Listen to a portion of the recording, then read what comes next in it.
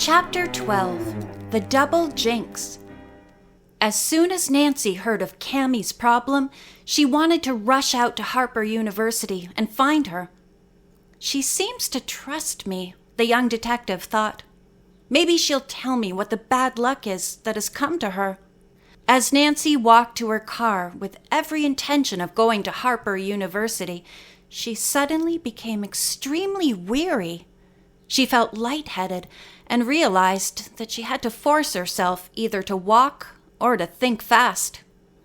"I'd better not drive very long feeling this way," she concluded.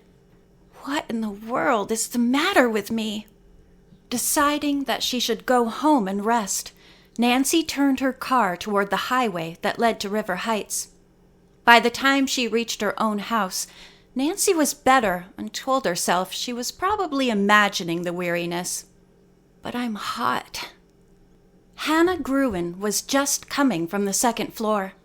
"How's Ned?" Nancy asked her. The housekeeper replied that she was glad to report Ned was feeling much better.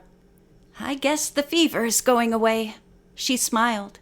"Nancy, I'm sure it will be all right for you to spend a little time with Ned. Your father won't be home to dinner. Suppose I fix the meal on 2 trays and you and Ned can eat together." "That will be great," Nancy said. "I have so much to tell him about the mystery."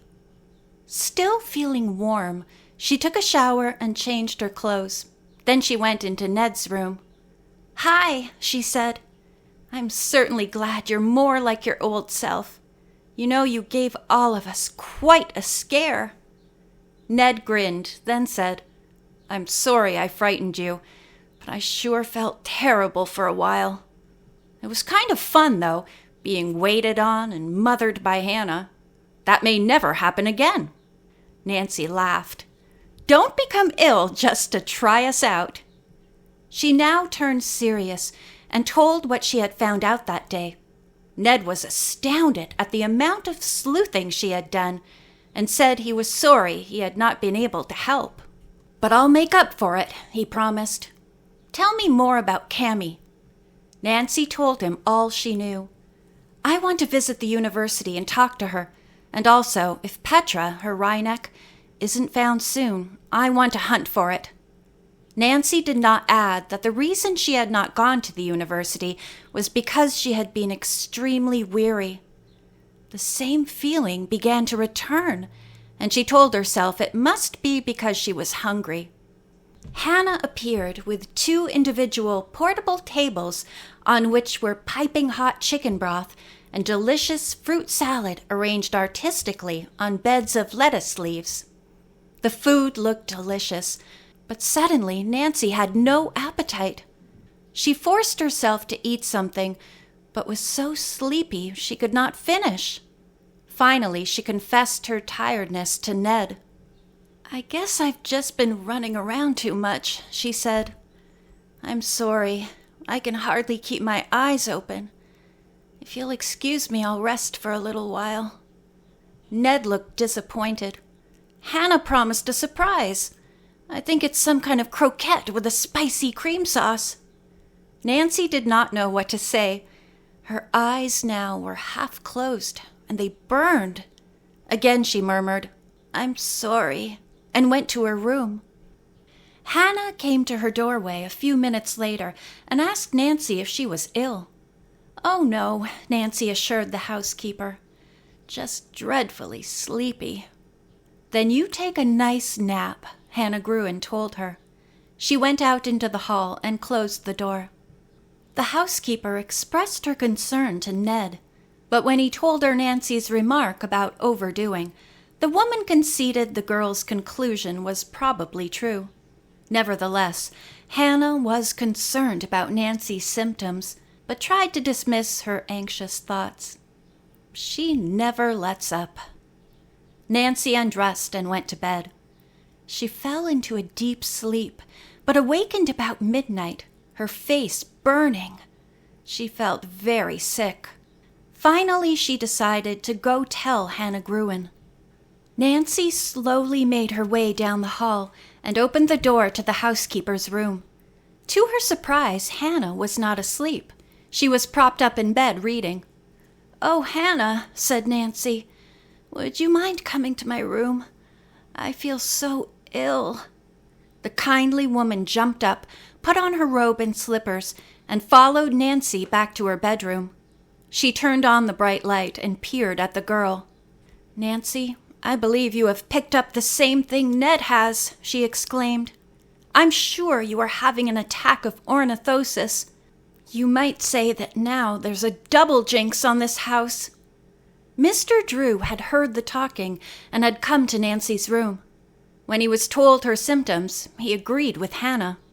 "It's a good thing none of us is superstitious," he said. "If we were, it would be easy to believe that a devil is working against some of us." "I'm not so sure one isn't," Nancy spoke up feebly. "But who is he?" Seconds later, she fell asleep. Her father and Hannah conferred as to whether they should give her some of Ned's medicine or telephone the doctor. Mr. Drew decided they ought to call the physician first. When Dr. Black heard of Nancy's condition, he said, "I'll drop over early in the morning. If Nancy is asleep now, don't awaken her, but later give her 1 dose of Ned's medicine." At 7 o'clock the next morning, he came to the house and said indeed Nancy did have ornithosis. Fortunately, her case is lighter than Ned's, so she'll be up and around just about when he is. After the doctor had gone, Mr. Drew talked with Hannah in the kitchen. "If whoever is behind this so-called jinxing hears about Nancy and Ned being ill, he'll be laughing at us. I was engaged by Oscar Thurston to straighten out the problems of the land deal, and now my own daughter has come down with a disease that I'm sure a troublemaker gave to the birds in their food and water." Hannah said, "Don't forget that Clyde O'Malley has ornithosis too." The lawyer nodded. By noontime, Nancy felt well enough to talk on her bedside telephone. She called Bess and George to tell them what had happened. "I certainly hope you girls don't catch this virus," she said. "And, by the way, the fingerprints on the chloroform can were Slick Fingers." "Hypers!" exclaimed George. "Now we're getting someplace. Bess and I feel fine. We're all ready to work. What can we do?" Nancy replied, "The next councilman I was going to interview is Thomas Winnery. Suppose you do it. You know what to say to him." The 2 girls promised to set off at once on their assignment. Mr. Winnery was the owner of the Harper Times, an excellent newspaper with a wide circulation. Bess and George found the tall, ginger-haired man seated behind a large, cluttered desk in a wood-paneled office. He was very pleasant and easy to talk to. After introducing themselves, George said they had come to him at the request of Nancy Drew. "The 3 of us," she went on, "are very interested in Mr. Thurston's zoo and aviary. We hear there's a possibility that it all might be destroyed and apartment houses built on the site." "That's right," Mr. Winnery replied. "New industry is moving into the area, and soon we'll need a lot of extra housing." Bess spoke up. "Don't you think the development would be more attractive if the high-rise buildings faced on a man-made lake, and if there were also a swimming pool, a park, and a playground?"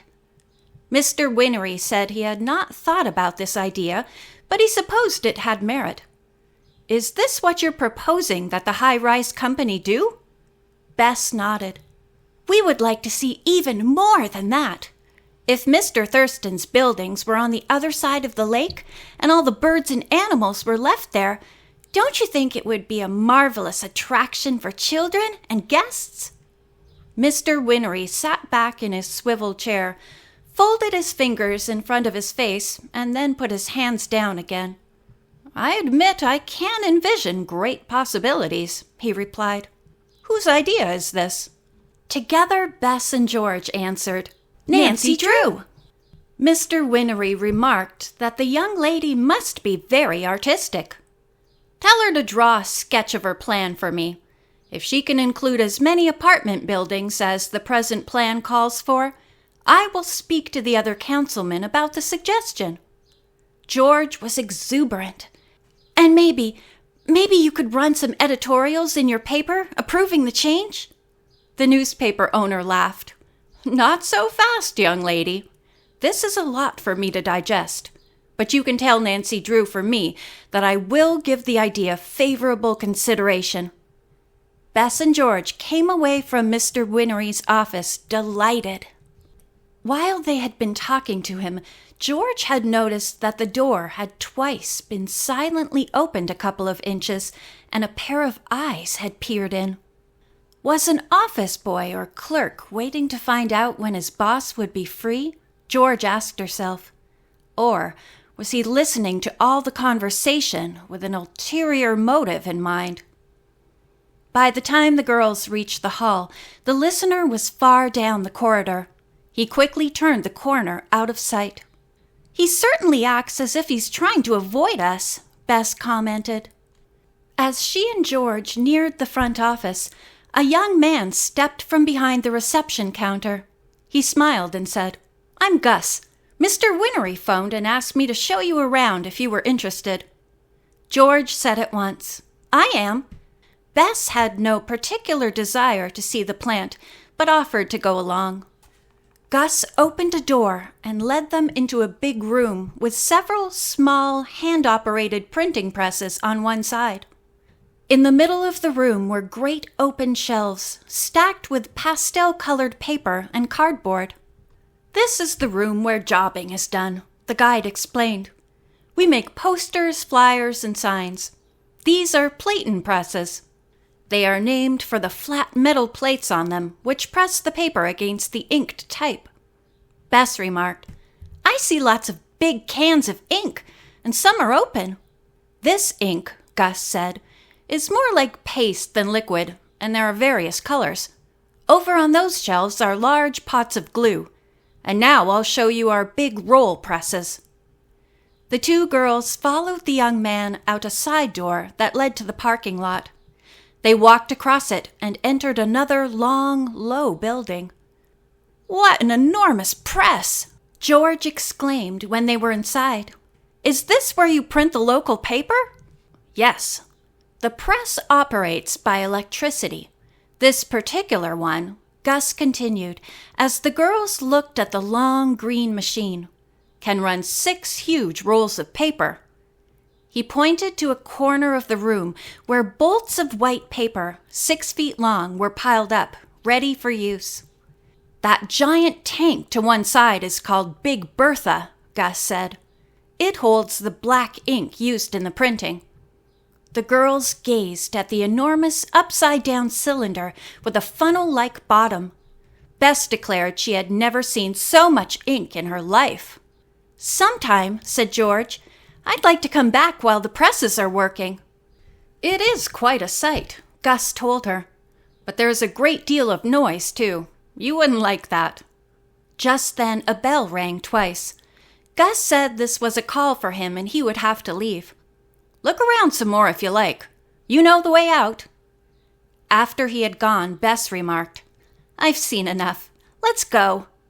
At that moment, something flew through the air and landed on top of her head. Quickly, she put up her hand. "Ugh!" she cried out. "It's some of that horrible glue." George went to help her cousin. Before she could reach her, a second glob of goo shot at lightning speed toward her. It landed with a squishy sound on the side of her face. It was red ink! End of chapter 12.